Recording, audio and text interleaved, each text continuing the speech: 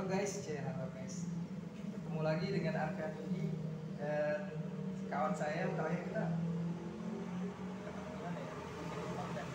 Di Pejaten. Pejaten, Julis sama Yusmiati Dana, kawan kuliah zaman sebelum pandemi.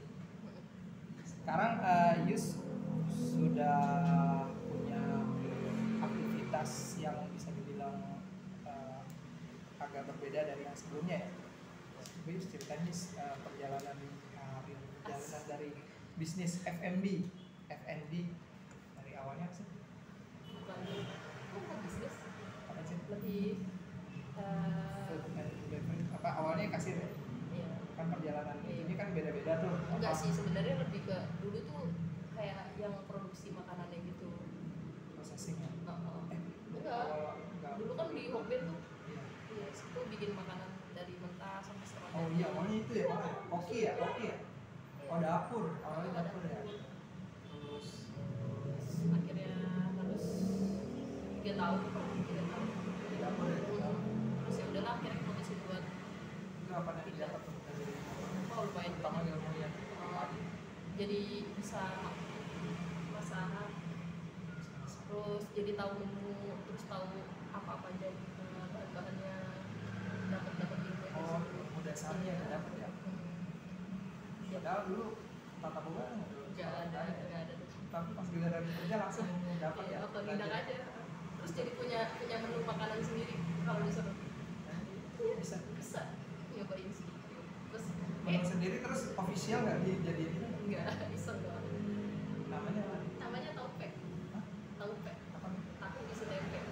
Jadi kebetulan kan iseng tuh. Ya kan? Ada sisaan tofu tuh, tahu Oh, tofu ya. dari rumah. Tofu. Terus temen bawa tempe. Ya udahlah kita oseng-oseng aja, kita sambelin. Akhirnya tempe itu digoreng terus pakai sambal diulek. Nah, tahu yang tofunya itu dibuka tuh dan masukin. Oh tofunya sebagai ininya, apa sih istilahnya? Pokoknya tinggal dimasukin. Kayak itu olahan gitu.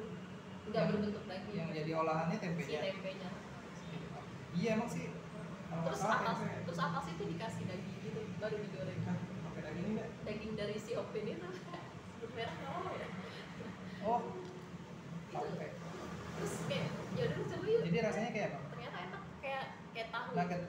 Enggak sih, kayak Tahu tahu isi. goreng, iya tahu isi, cuman kayak lebih dalamnya itu tempe goreng disambelin, oseng-oseng tempe, terus atasnya kasih daging olahan. Tiap hari bikin. Enggak lama. Oh pas teman bawa gitu. Kalau iseng aja gabung. Terus Terus kuliah berantakan. sering kerja. Lebih sering kerja.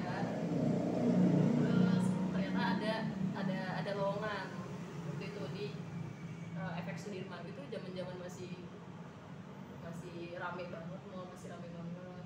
Terus ya udahlah coba kan, Itu bagian bagian kasir apa? keuangan yang agak beda. agak jauh banget ya. Meski di bidang yang sama. Coba dulu aja lah ya kan, siapa tahu bisa. Terus ternyata terima. Kasih tantangannya apa? Kasir tantangannya duit. Karena kalau kita nggak jujur aja itu bisa, ya udah lu gak akan pernah bertahan lama jadi kasir. Intinya sih yang penting jujur dulu kalau jadi kasir. Terus kadang kalau misalnya kita udah ini, kalau dari segi kayak ada yang mes gitu, mes apa kurang Pasti itu ada. itu gimana ngatasin? Tergantung dari kebijakan outletnya masing-masing sih. Ada yang kalau dari senior kasirnya, jadi kita kan punya duit, kalau misalkan ada lebih gitu biasanya dikumpulin, nah itu buat nalangin. Atau kalau yang memang senior kasirnya bilang kalau di shift lu ada minus ya lu ganti, ya udah ganti. Berarti ini ya apa? Berarti ini ya kalau kasir justru lebih ini daripada dapur ya? Oh iya, lebih bisa. Tahan Terus berapa lama? lumayan lama ya, hampir 5 tahun kan. Berarti lumayan lama segitu. Lumayan. Terus dari kasir akhirnya harus nyoba karena kita di F&B yang benar-benar food court banget, jadi semuanya harus dikerjain. Kayak harus nge-backupin bartender,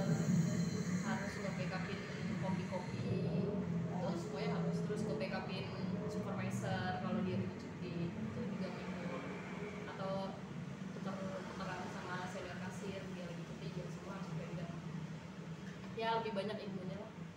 Kalau berarti food court itu polanya beda sama resto ya? Beda jauh. Yang beda paling menonjolnya apa?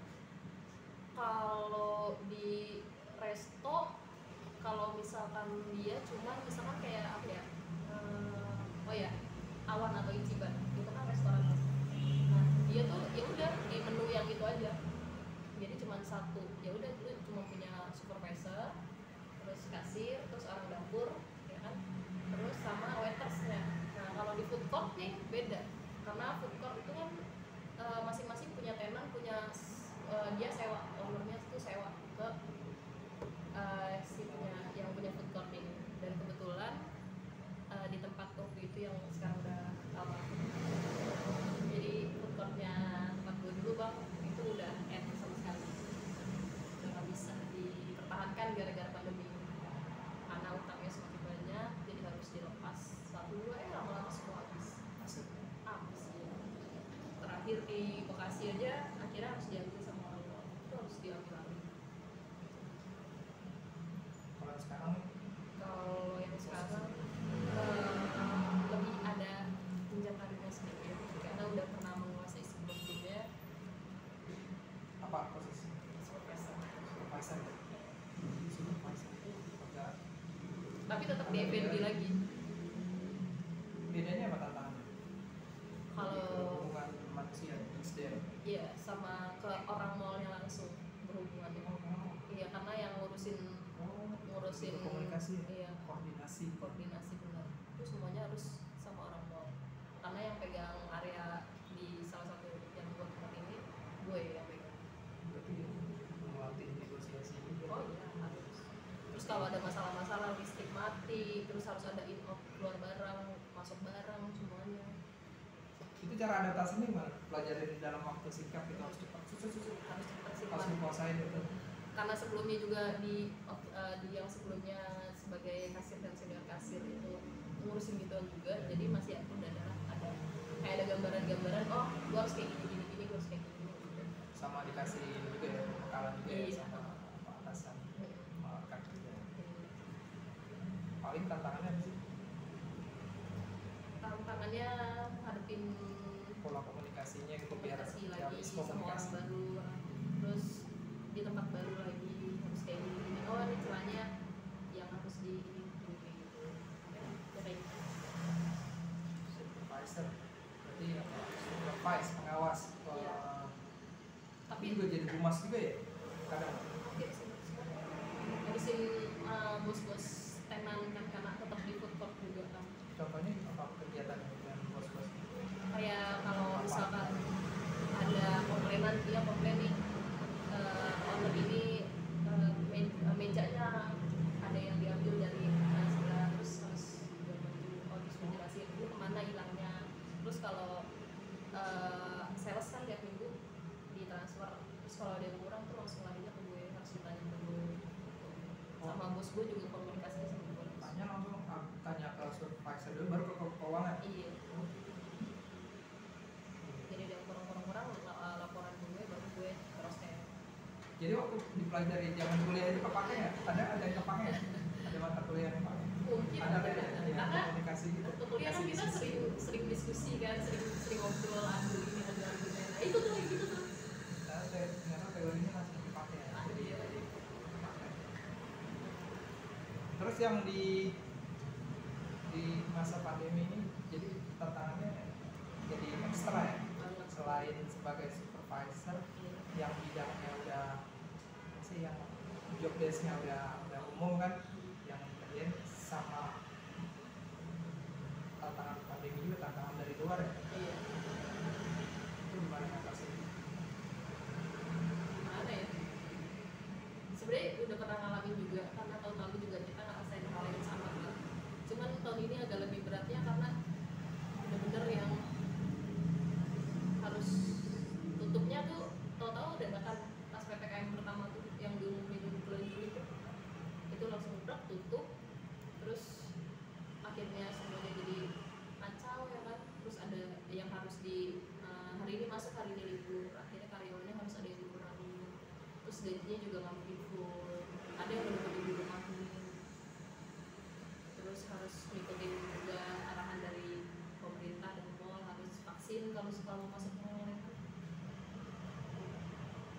peraturannya gimana kalau update-nya, update peraturannya seperti scan gitu. Iya, scan. Scan pakai Pelindung kita harus punya upload dulu ya. Itu juga agak tricky banget tuh. Berapa hari ini lindung itu kan agak ngedown kan. Biasa. Cuman gitu, kalau di Indonesia tuh peraturan tuh lagi gencar-gencar itu 1-2 minggu, tapi setelahnya ya udah. Terus kalau dine-in gimana? Ada udah mulai jadi? Udah mulai 1 minggu ini udah berjalan sih. Udah mulai. Tapi masih tetap terbatas ya. ini masih sepi, enggak yang seramai waktu sebelum PPKM. Karena orang mungkin masih takut juga kali ya. Sama akses masuk ke mall tuh susah deh. Belum lagi yang punya anak. Sebenarnya sih yang parah banget nih yang kayak Fun Mall, Time Zone gitu-gitu. Karena kan dia targetnya ke anak-anak itu kan. Sedangkan 12 tahun ke bawah tuh nggak boleh masuk. Kalaupun masuk dia harus tunjukin PCR gitu.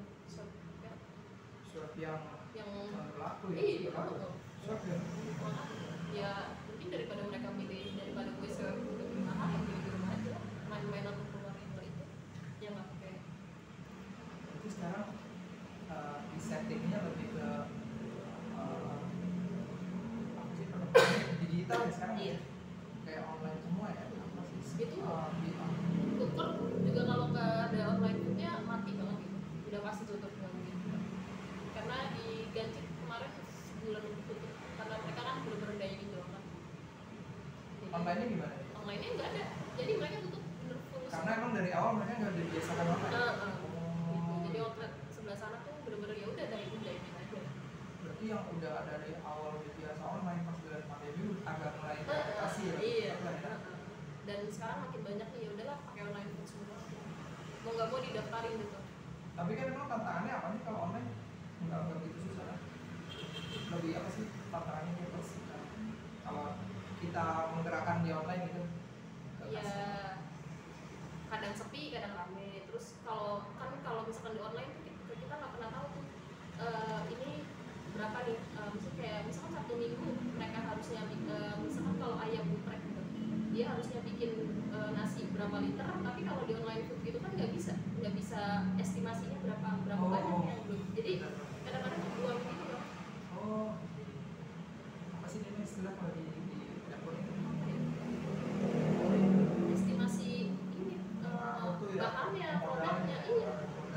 Kayak di tempat gua tuh si Bukis namanya Bukis. Nah, dia karena dia lebih banyak, maksudnya online kan nggak tentu nih, kadang 1, 2, 3, kadang malah nggak ada. Jadi pas dia satu adonan itu tuh, karena dia bisa bikin berapa gitu, yang harusnya habis jadi nggak habis, akhirnya buang kayak gitu. Kebuang? Iya, buang. Itu gimana cara meminimalisir? Mungkin kalau kemarin gue saranin sama karyawan sih mendingan agak dikurangin gitu. Jadi kalau biasanya lu bikin satu adonan berapa banyak, terus harus dikurangin aja gitu. Karena kan kalau dine-in yang masih sepi, online-nya juga cuman kita nggak pernah tahu. Contoh kayak kemarin dia kemarin lalu dia dapat 10. Ternyata semalam itu dia cuma dapat 2. Kan jauh banget dong. Iya. Itu. Kalau misalnya kita tiap hari patokannya dari yang 10 itu tetap nggak tentu juga. Kan kita taruh patokan 10 atau kita taruh patokan 5 masih kayak juga. Atau misalkan dia cuma bikin sedikit ternyata banyak, ya kan? Sebenarnya tetap mahal. Iya. Jadi kalkulasi ya, kalkulasi. Oh, bahan baku ya. Bahan baku estimasi itu Ya, karena nggak bisa di ini targetin berapanya. Itu sih. Iya, makanya penting banget dine-in. Penting Karena banget. dine-in itu stabil ya. Stabil. Kita bisa kalkulasi biar nggak ada terbuang. Iya. Karena itu ada hitungan sendiri kalau terbuang ya. Iya, betul. Yang salesnya 1 bulan bisa 40 juta, terus gara-gara kemarin buru-buru dapat 10 juta nggak ada. Atau bisa nggak gini misalnya hari ini dapat 5 gitu, masih ada sisanya. Kita olah, kita jadi buah jadi, kita jual di lain gitu. Apa? Susah banget karena kan kalau di food court gue ini kita tutup jam 8. Mau nggak mau itu kalau yang bahannya cuma sampai 1 hari dia mau jualnya apa? Ya? Maksudnya langsung jadi bahan jadi, terus dijual apa ya namanya divisi apa ya? Dijual lagi ke misalnya kita di ke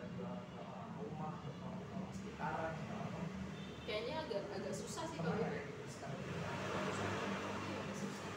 Biar nggak ada intinya nggak ada yang kebuang gitu. Jadi barang jadi itu produk jadi.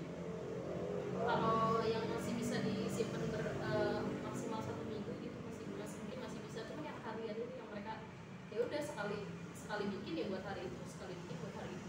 Yang buat hari itu biasanya apa sih? Ya adonan gitu kayak ini si cookies pancong gitu, terus si geprek tuh sambelnya, mereka sambelnya Sambalnya ada jadi, ya? sama nasinya tuh. Kalau besok udah kayak gitu. Iya. Simpan lemari es juga nggak? Nggak tahu, mungkin berapa hari kan bisa. Kalau sambal bisa. Agak susah sih, itu kan jatuhnya jadi asam. Oh, jadi kualitas ya ngaruh ya. Jadi mereka kita nggak kalau mau mau kayak gitu. mempertahankan kualitas ya. Biar Iya. customer balik lagi. Gede juga gue baru tahu tantangannya itu kalkulasi gitu ya. Belum lagi kalau yang somai dulu ya, kalau baru bisa ditaruh di freezer paling lama 1 minggu kan, setelah itu udah asam. Iya, kualitas. Ini harusnya jadi tema diskusi kelas-kelas bisnis. Soalnya kan kalau yang ngelihat itu kadang-kadang kalau kita sering lihat tema-tema bisnis tema-tema pandemi itu nggak ada nyentuh soal ini. Mungkin ada cuman kayaknya nggak begitu banyak yang jadiin tema besar. Kemarin gue hampir kalau digaji karena bener-bener ini bener-bener parah, itu busuk bang. Jadi freezer karena listriknya juga mati kan, freezernya mati loh, ya kan? Chillernya mati, akhirnya udah kebuang semua. Para pebisnis atau para konsultan bisnis nih, apa tema ini harusnya lebih digali nih biar kita dapat solusinya nih. Gimana caranya, apa sih namanya, kalkulasi makanan ya, Bahan bakunya. yang bahan baku yang di zaman pandemi ini kan nggak pasti gitu, nggak pasti, nggak ada hitungan yang baku gitu buat tiap hari berapa gitu kan, jadi supaya nggak ada yang terbuang gitu, karena membazir kan nggak itu tantangannya. Karena orang pikir kan awalnya pas solusi online aja, online jadi solusi. Iya, semuanya. Oke lah, online jadi solusi, Online tapi aja. ada apa di balik online itu tantangannya ya kan? Karena kan nggak mungkin semua customer kayak gue aja pesen hari ini, besok gue malu pesen itu kan. Karena banyak pilihan yang nggak mungkin dihitung juga. Jadi selama ini, sejauh ini cara ngatasinnya gimana? Ya udah mereka lebih ke kayak pasrah aja. Kalau dari pusatnya sendiri, apa dari ini itu tantangannya? Iya, teman. Jadi sebenarnya buat ini sebenarnya itu gimana mereka nya? Ya memang udah, ya mereka nggak bisa estimasi berapa banyak yang nanti yang beli ya kan, lakunya berapa. Gitu. Jadi ya udah, dia bikin mau laku nggak laku ya udah segitu. Padahal mah belum tentu balik modal hari itu. Tapi perlu dicoba juga tuh, kita adonan yang misalnya nggak pakai hari itu kita kemas, kita jual jadi produk, kita jual gitu kan, minimal ada upaya buat itu barang laku gitu kan, itu produk itu juga sih gitu. Mungkin dengan pengemasan yang lebih awet, misalnya awet seminggu, awet ini kan minimal itu mau buat memitigasi atau minimalisir bahan-bahan yang harusnya bisa pakai terus dibuang. Itu bisa kali ya, dan dijual secara mandiri oleh karyawan gitu kan, atau Oh udah itu udah sempat dilakuin. kayak gitu. Nawar-nawarin ke yang Yang lain. bahan baku Iya. yang pakai itu kita itu bisa ya. Iya bisa. Juga sih.